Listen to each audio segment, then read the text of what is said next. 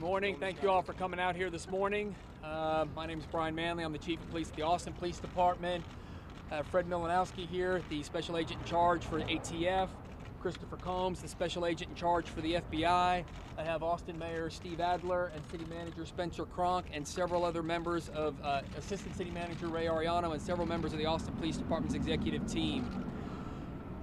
I think you all are aware, and our community is well aware, that it has been a long, almost 3 weeks for the community of Austin as we have dealt with package bombs and other types of bombs that have been placed throughout our community.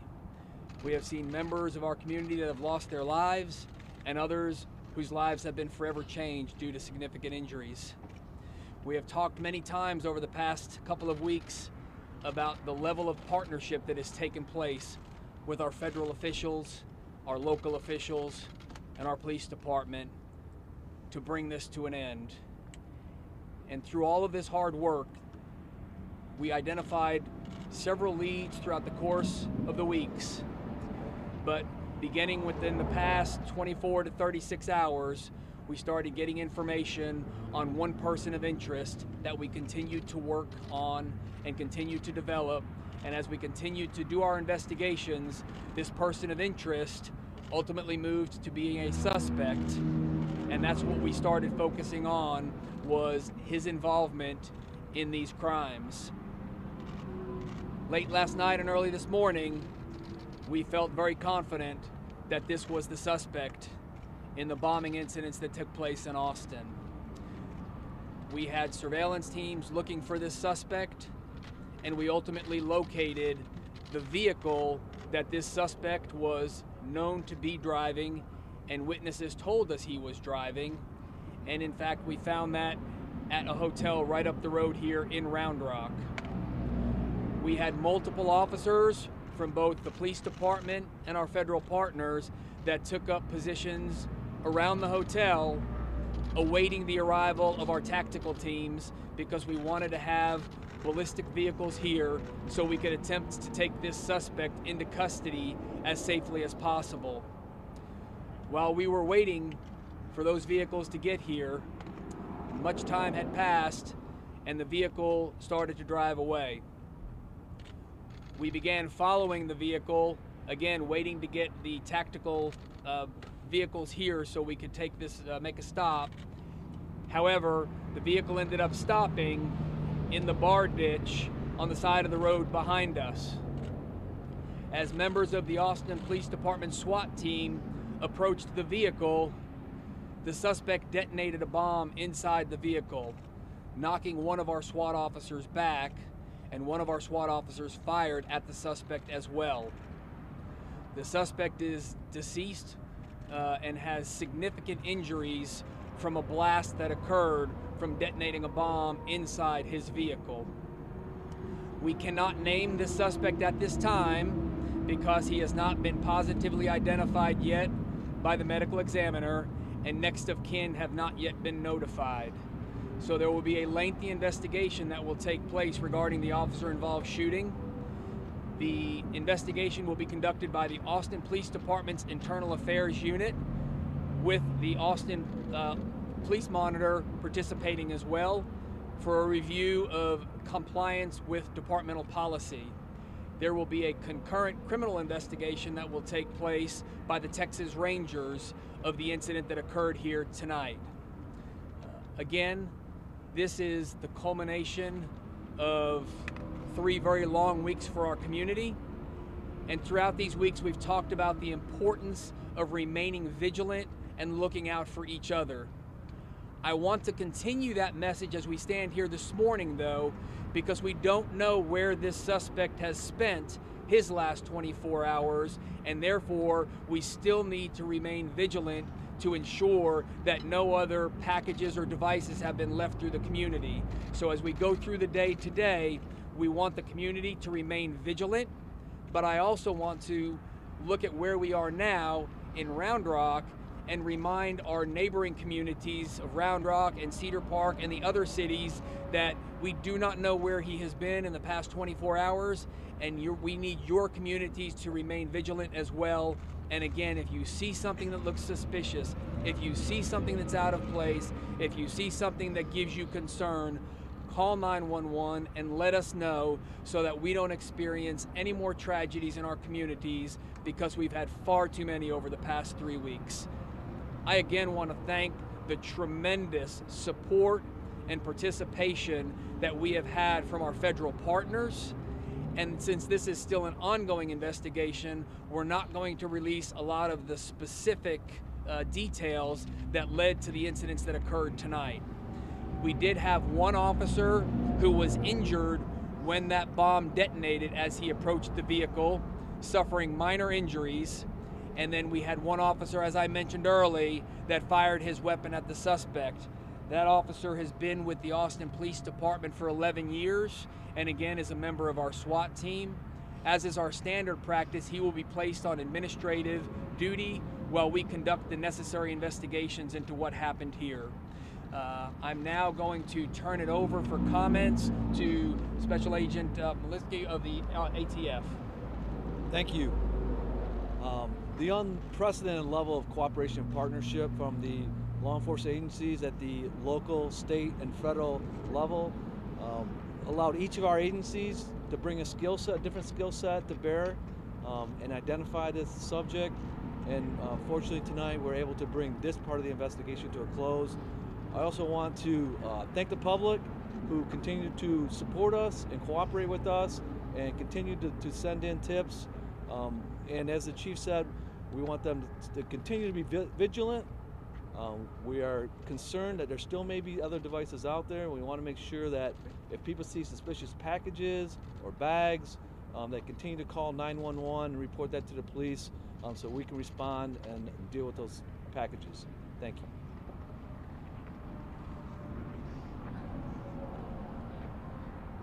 I'd like to say today is a great day for law enforcement. I'd like to thank the partners. There's an exceptional relationship here in Texas, and particularly in Austin. Chief Manley did an unbelievable job. The federal government brought the full resources of federal law enforcement here to solve this and to stop the injuring and the killing that was occurring. As the chief said, we're not done yet. It's a long day ahead. We are concerned that there may be other packages that are still out there. We need the public to remain vigilant, especially today as we go through this investigation. We will be here as long as it takes with our partners to figure out exactly what happened, why it happened, and how it happened. And we're committed to staying here with the Austin Police Department for as long as it takes to make sure we understand exactly what happened here. I'd just like to say this is what law enforcement does every day in this country. The brave men and women of the Austin Police Department put their lives on the line tonight to stop this man from setting off bombs. As the chief said, one of their officers was hurt approaching the suspect as he detonated a second device. That's what law enforcement does every day in this country. They put their lives on the line to make sure that all of us are safe. And I'd like to commend the chief and his brave men and women that approached that subject's vehicle and stopped the subject from hurting anybody else. Thank you very much.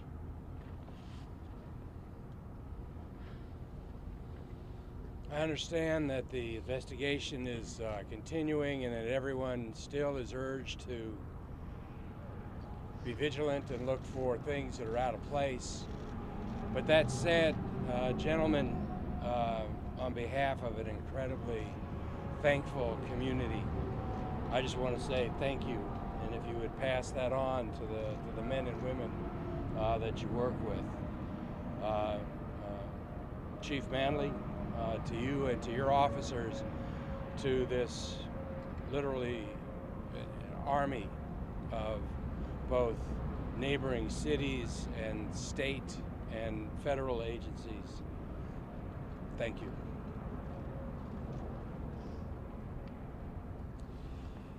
And I'd just like to close with just really a thought for the families in our community who lost loved ones or who had loved ones seriously hurt in these incidents.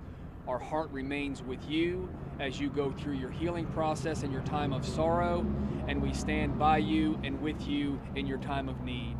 And with that, we'll open it up for questions. Chief Manley, I understand that there may be more than one suspects involved. Are you still looking for other individuals who may be connected to this one, or was this a lone wolf?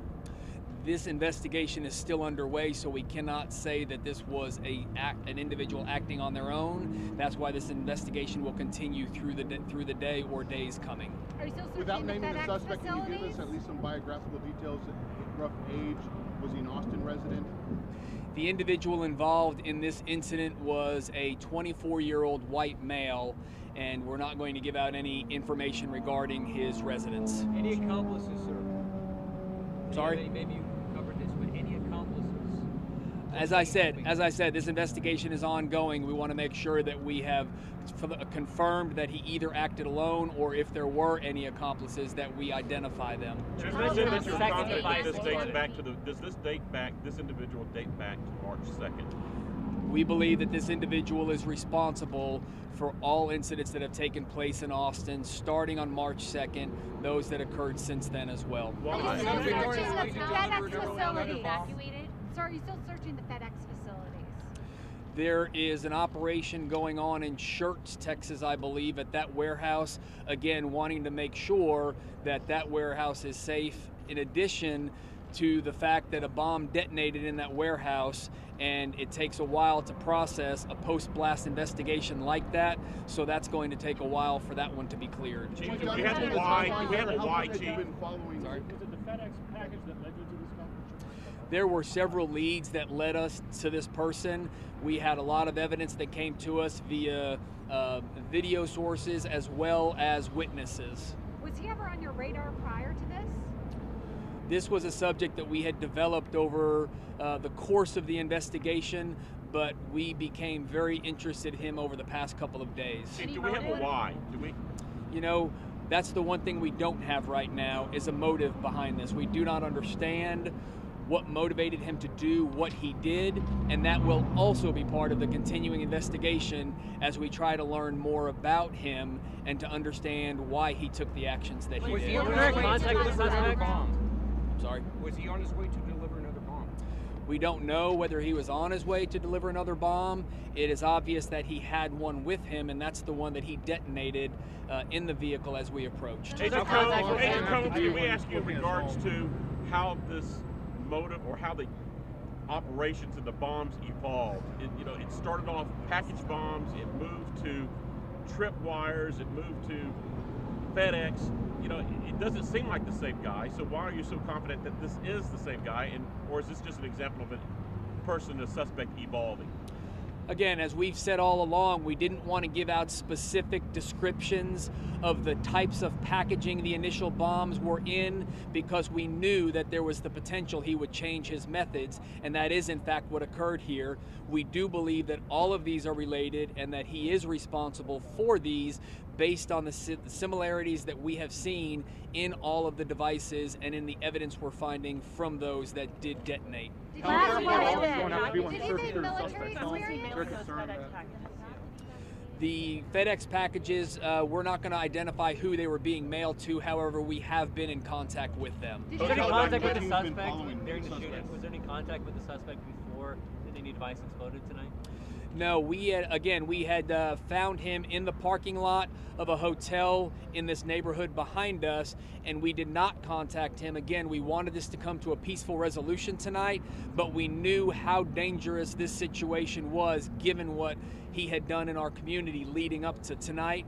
So we were waiting to get the best assets in place with our tactical teams and our ballistic vehicles so that we had the best chance possible to take him into custody. However, we were not afforded that opportunity when he started driving away, and we could not let him get anywhere into the community, and that's why we ended up having an interaction on the frontage road behind us. Did he drive away because he saw police? Did he drive away because he saw police? I mean, any evidence of that? I don't know why he drove away. The officers that were there had been watching him for quite some time, so nothing had changed there to where I believe that he saw them, but that's something we'll never know. Does he have a military background, Chief? Don't know what his background is. Last question. Do you know the motive at this point? Do you know what motivated him at this point, now that you've been able to put this to this point?